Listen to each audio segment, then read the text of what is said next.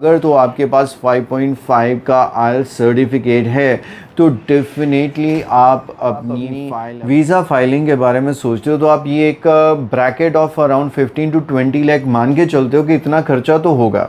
इस टाइम में आपने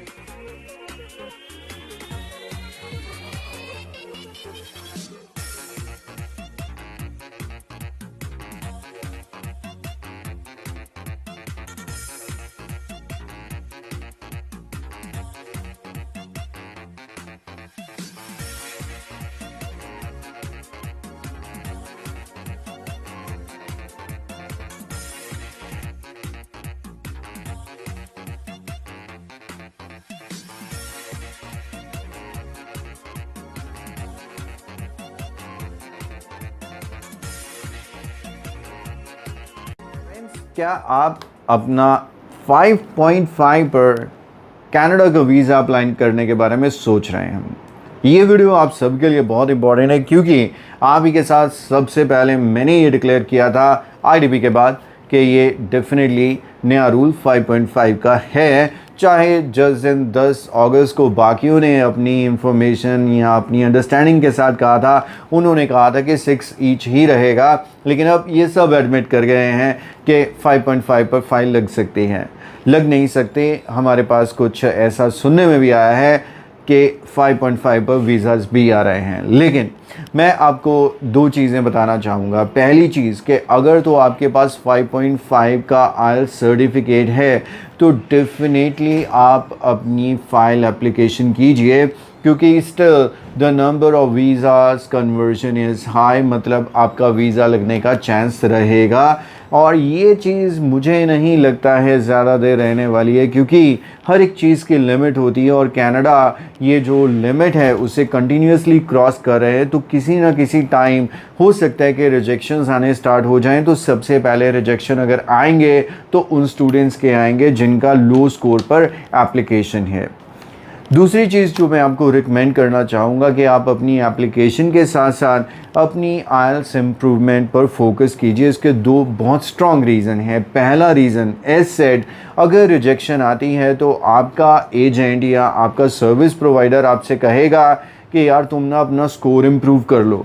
दैट मीन्स अगर उस टाइम पर जब कहेगा, जो आज से कम 2 महीने बाद कहेगा, फिर आप शुरू करोगे और फिर 1-2 महीने की ट्रेनिंग लोगे, तब तक आपका अगला सेमेस्टर भी शायद आपको ना मिले। लेकिन अगर आप अभी से अपनी स्टार्ट कर देते हो और फाइलिंग को काफ़ी स्पीड अप करते हो और जैसे ही आपको कुछ नेगेटिव इन्फॉर्मेशन मिलती है, you would be all set and you will take the test. जैसे ही 10-15 दिन में आपका रिज़ल्ट आता है तो आप नई फाइल प्रोसेस अपनी कर देंगे। और अगर आपके पास गुड न्यूज़ आती है, यार आपका एप्लीकेशन सक्सेसफुल रहता है, तो क्या बात है। अगर यहाँ पर आप कहेंगे कि हमारा तो सर इसमें लॉस हो गया, क्या लॉस हुआ है यार? जहाँ आप अपनी वीज़ा फाइलिंग के बारे में सोचते हो तो आप ये एक bracket of around 15 to 20 lakh मान के चलते हो कि इतना खर्चा तो होगा। इस टाइम में आपने सिर्फ़ और सिर्फ क्या किया, एक इंस्टीट्यूट में ट्रेनिंग ली, ज़्यादा से ज़्यादा 1 या 2 मंथ, अगर मैक्सिमम भी मैं लगा कर चलूँ जो फ़ीस रहती है 2 मंथ का पैकेज 15 to 20,000, तो अगर ये 20,000 आपने इन्वेस्ट कर भी दिए तो आपको क्या मिला?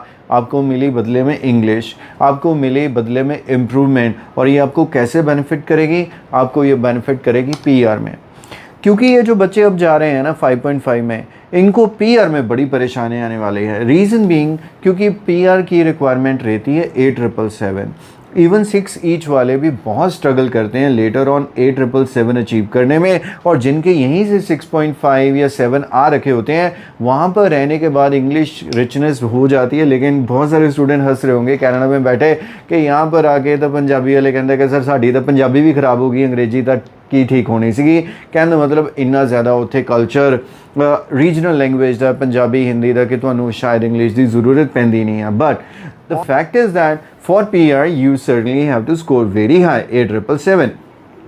तो रिकमेंडेशन इज़ कि जाने से पहले जितनी ज़्यादा इंग्लिश इंप्रूव कर लोगे उतना अच्छा है, उतनी ज़्यादा good quality of job you can expect where there would be the need to conversate in English.